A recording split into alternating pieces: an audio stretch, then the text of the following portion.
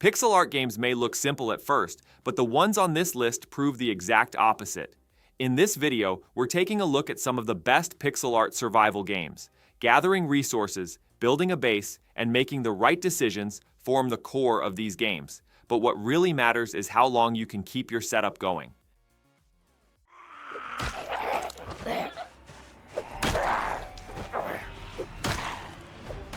Project Zomboid drops you alone into an abandoned area filled with zombies. There's no clear objective and nothing guiding you forward. From the very first moments, your only goal is to stay alive. Hunger, thirst, and injuries are constant problems you have to deal with. Even a simple house isn't truly safe, because one noise, one mistake, or one small detail you overlook can ruin everything you've built. As you move around, every building you enter feels like a risk you have to think through. It's not just about what you find, but knowing when it's worth taking that risk. The pixel art style may look simple at first, but the game itself is far more unforgiving than it seems. As days pass, the setup you build becomes more fragile, and when you finally run into zombies, even the smallest mistake can end it all.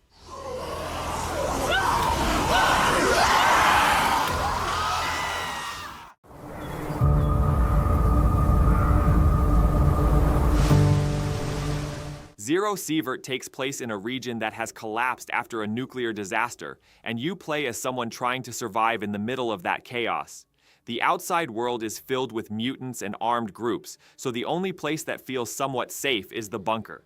But staying there isn't enough, because you need to keep going out and gathering supplies to survive. You enter different areas to loot weapons, food, and gear, using what you find to slowly get stronger. The longer you stay outside, the higher the risk becomes. If you die, you lose everything you're carrying, so knowing when to head back is the most important part. The pixel art style may look simple, but the tension and constant risk are always there.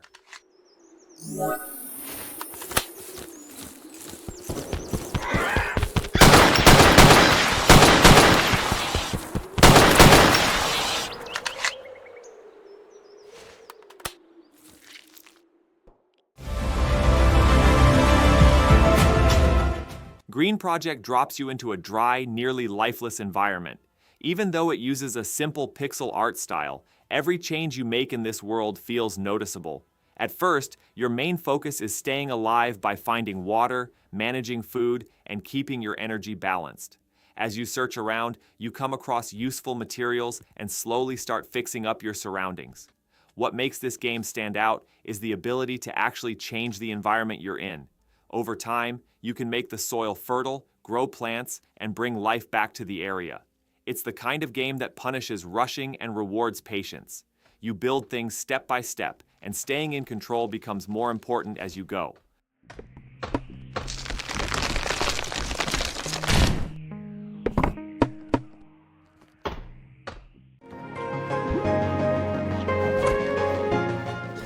Core Keeper drops you into a dark underground world right from the start.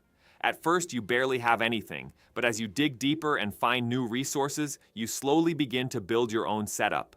The materials you gather, the systems you create, and the areas you open up all directly shape your progress. But it's not just about digging. The deeper you go, the more dangerous things get, and if you're not prepared, staying alive becomes a real challenge. Managing light, keeping your surroundings under control, and moving with a plan makes a big difference here. Playing solo feels more controlled, but with friends the pace picks up fast. It may look simple at first, but once you get into it, it's surprisingly hard to put down.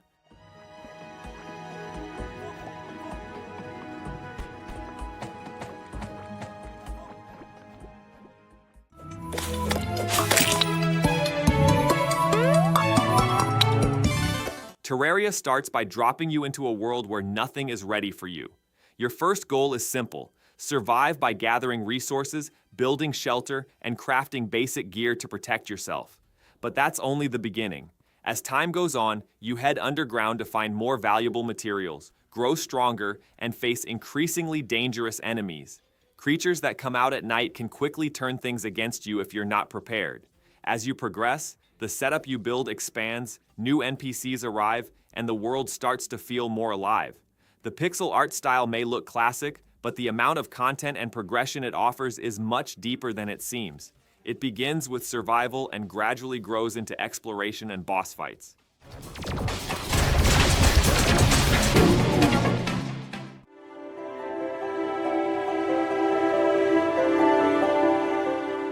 Starbound follows a progression where you lose your homeworld and head into space to survive. You travel between different planets with your ship and search for the resources you need. Staying in one place won't get you far. As you gather materials, you upgrade your gear and start building safer areas for yourself over time. Not every planet feels the same. Some let you move more freely. Others can put you in a tough spot if you're unprepared. Environmental conditions and the dangers you face keep changing, so knowing when to take risks becomes important. The pixel art style looks colorful, but the world feels much harsher when you're on your own.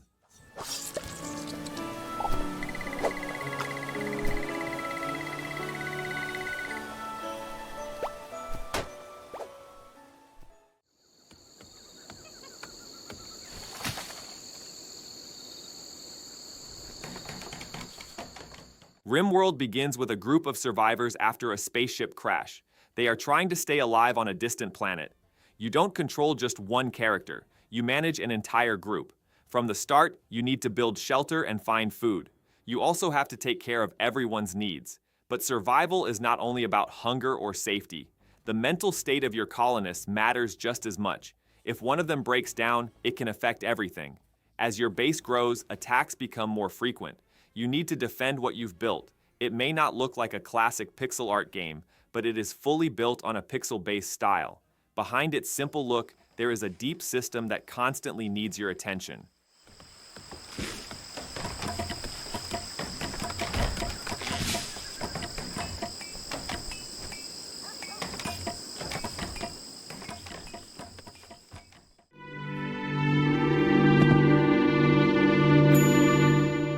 Dig or Die puts you alone on an unknown planet, and from the very beginning, you need to make the right decisions. During the day, you dig around and gather resources, but at night, everything you build gets put to the test.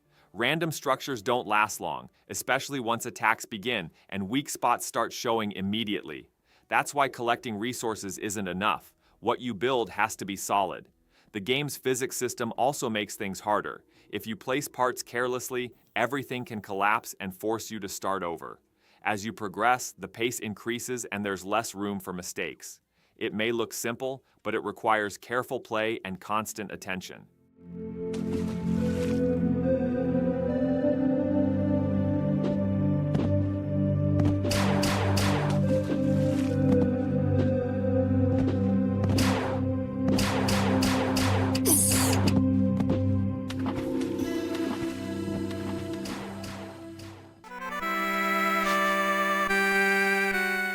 Wayward begins after a shipwreck leaves you stranded on a deserted island. The situation is clear. You survived, but you're completely alone and no help is coming. Your only goal is to stay alive on your own. You gather whatever you can find, start a fire, look for food, and slowly build a basic setup to keep yourself going. The game doesn't guide you, so you have to figure everything out by yourself. Hunger and thirst need constant attention, and one wrong decision can put you in a bad position. If you move without a plan, nights can leave you exposed and you can lose what you've worked for. The pixel art style looks simple, but the systems behind it demand focus the entire time.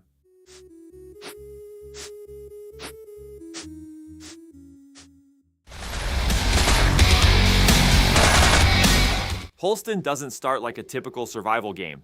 Instead, you're trying to find your way through a dark and unsettling atmosphere. Even though the pixel art style looks simple at first, the lighting and small details completely change the feel of the environment. As you explore, you're forced to move forward with limited resources, which makes careful movement important. Every corner carries risk, and once you lose control, it's not easy to recover. Rather than focusing on classic survival systems, the game builds its tension through constant pressure. It stands out for those looking for a different pace, keeping the tension high throughout.